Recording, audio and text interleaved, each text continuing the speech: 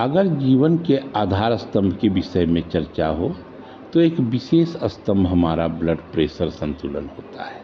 सामान्य blood pressure सामान्य जीवन के लिए जरूरी होता है, क्योंकि ब्लड प्रेशर के असंतुलन से सबसे बड़ा प्रभाव हमारे हृदय यानी हार्ट पर होता है। हार्ट का स्वस्थ होना ही तो मानव जीवन के परिचालन हेतु मुख्य शर्त भी है। अगर ब्लड प्रेशर हाई हो तो कोई अन्य कॉम्प्लिकेशन नहीं होने पर ब्लड पंपिंग के लिए हार्ट को अधिक काम करना होता है, जो हार्ट अटैक या हार्ट अरेस्ट तक की स्थिति को बना देता है। लो ब्लड प्रेशर में हार्ट को नॉर्मल मात्रा से कम ब्लड उपलब्ध होने के कारण हार्ट की कार्यशैली प्रभावित होती है। हाई ब्लड प्रेशर में नॉर्मल कंडीशन में blood flowing high to very high होता है, जबकि लो प्रेशर में blood flowing low to very low हो जाता है और दोनों स्थितियां हार्ट के लिए नुकसानदेह होती है। अब जाने ब्लड प्रेशर रीडिंग की वो दोनों संख्याओं को।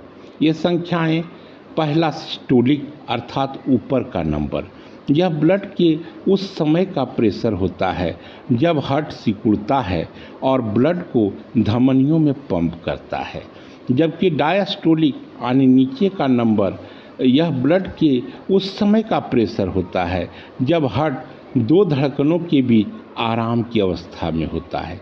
सिस्टोलिक और डायस्टोलिक पर और चर्चा हम आगे करते हैं। अभी समझें कि आखिर हाई बीपी और लो बीपी क्यों होता है। यहाँ हाई ब्लड प्रेशर होने का मेन रीजन टेंशन होता है, क्योंकि तनाव से रक्त वाहिकाएं सिकुड़ जाती है। ज़्यादा टेंशन हाई बीपी का आमंत्रण भी होता है। साथ ही ज़्यादा सोडियम यानी नमक का उपयोग, डिब्बाबंद भोजन की प्राथमिकता, मोटापा इत्यादि भी हाई बीपी के कारण बनते हैं। कम शारीरिक सक्रियता भी तो हार्ट का दुश्मन होता है। प्रोसेस्ड फूड से लेकर कम शारीरिक सक्रियता दिखाने पर तो ब्लड प्रेशर हाई होने की संभावना ज़्यादा हो जाती है। अपने आहार में पोटेशियम और मैग्नीशियम की मात्रा को बढ़ाकर इस प्रॉब्लम से अवश्य ही बचा जा सकता है। जैसे भोजन में केला, संतरा, पालक और अन्य हरे पत्तीदार सब्जियों को शामिल करें। मैदे की बनी वस्तुएं, तली भुनी चीज़ें, कोल्ड ड्रिंक, कुछ मात्रा में अचार, सामान्य सोडियम सॉल्ट की अधिकता, प्रोसेस्ड फूड इत्यादि से परहेज करें। संभव हो तो लो सोडियम सॉल्ट का प्रयोग करें या फिर नॉर्मल साल्ट की स्थिति में कम मात्रा में नॉर्मल साल्ट लेना अच्छा होगा। संभव हो तो कम से कम तनाव पालें, हंसते रहें, सदा खुश रहने का प्रयास करें। अगर ब्लड प्रेशर लो होता है तो इसका मुख्य कारण को अगर देखा जाए तो यह डिहाइड्रेशन से जुड़ा होता है, जो शरीर में पानी की कमी, पोषक तत्वों की कमी, खराब पाचन एवं तनाव से उत्पन्न हो सकता है।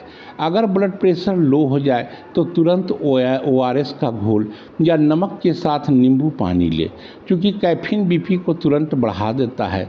अतः कॉफ़ी या ब्लैक टी की सीमित मात्रा में सेवन लाभप्रद हो सकता है।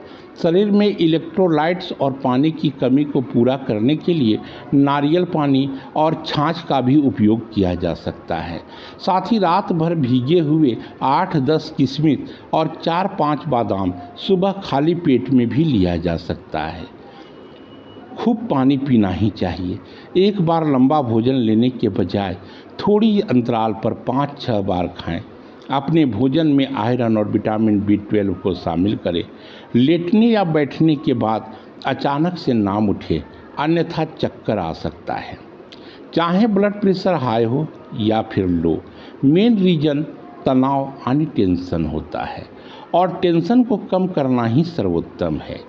जैसे एक एग्जाम्पल से समझे, हालांकि जिस प्रकार का टेंशन होता है उसका इलाज भी उसी तरह से होता है और आपको खुद इस पर काम करना पड़ता है। खैर, एक विकल्प के रूप में डार्क चॉकलेट को आप रख सकते हैं, क्योंकि डार्क चॉकलेट में उपस्थित एलिमेंट रक्त धमनियों को आराम देते हैं।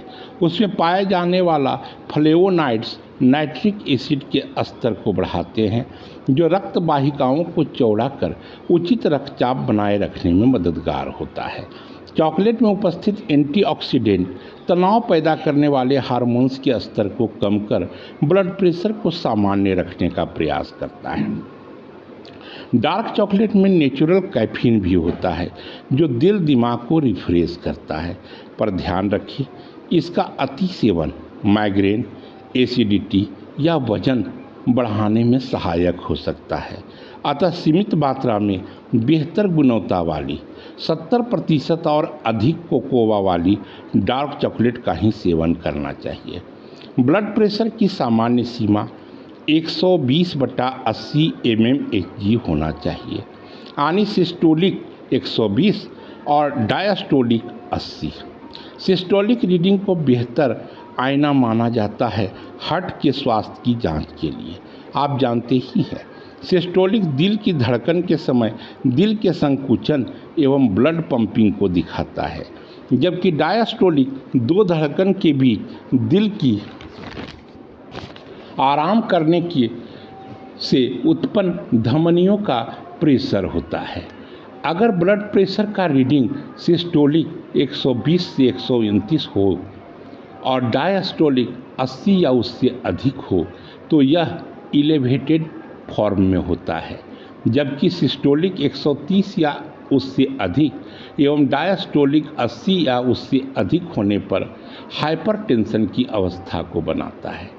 क्योंकि ऊपर की चर्चा में आपने जाना सिस्टोलिक यानी ऊपर वाला रीडिंग ज़्यादा इम्पोर्टेंट होता है। हार्ट अटैक और स्ट्रोक का खतरा डायस्टोलिक के बजाय सिस्टोलिक प्रेशर के बढ़ने से ज़्यादा होता है।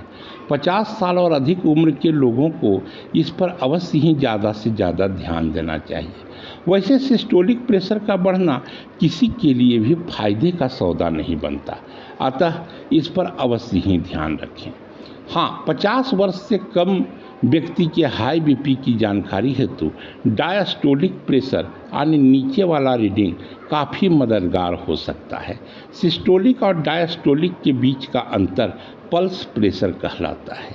सामान्य अवस्था में यह अंतर 120 - 80 = 40 होता है, यानी पल्स प्रेशर एक सामान्य स्वस्थ आदमी का 40 से 50 तक होना चाहिए। अगर यह अंतर बहुत कम हो जाता है तो इसका मतलब हुआ कि दिल यानी हार्ट शरीर के ज़रूरत के हिसाब से पर्याप्त मात्रा में ब्लड पंप नहीं कर पा रहा है। एक स्वस्थ जीवन जीने का सबसे अच्छा उपाय प्रकृति को अपनाओ, तनाव को अलविदा कहो, लाफिंग एक्सरसाइज करो, छोटे बच्चों से बचपना एवं बचकानी हरकत भी सीखो, अजगर बनने के बजाय खरगोश बनो, पर्याप्त नींद भी लो पर कुंभकर्णी निद्रा से अवश्य ही बचो। सुबह का सैर सपाटा भी आपको रिफ्रेश करता है, क्योंकि ब्रह्म मुहूर्त का भ्रमण सबसे अच्छा माना गया है। सुबह का नाश्ता राजा के जैसा लो पर अत्यधिक नहीं। पर्याप्त मात्रा में सलाद, हरी सब्जियां, दूध, दही, छाछ भी लेना फायदेमंद है। बासी और गरिष्ठ भोजन किसी भी प्रकार से लेने योग्य नहीं होता, इसे भी ध्यान रखना चाहिए। नियमित व्यायाम एवं स्वस्थ कार्यशैली भी तो जरूरी है। अगर ब्लड प्रेशर हाई हो जाए तो गहरी सांस लें, 5 मिनट तक लगभग गहरी सांस लें, फिर 1-2 गिलास नॉर्मल पानी धीरे धीरे कर पिएं। ठंडे पानी में पैरों को डालकर रखें। ब्लड प्रेशर को सामान्य करने में यह तरीका अवश्य ही मददगार हो सकता है, जबकि लो ब्लड प्रेशर होने की स्थिति में आप जानते ही हैं पानी, नमक नींबू पानी, कॉफ़ी, ब्लैक टी लेना लाभदायक होगा। हमारी प्रकृति माँ हमारे लिए सब कुछ देती है, ज़रूरत है इस माँ की ममता को पहचानने की। धन्यवाद।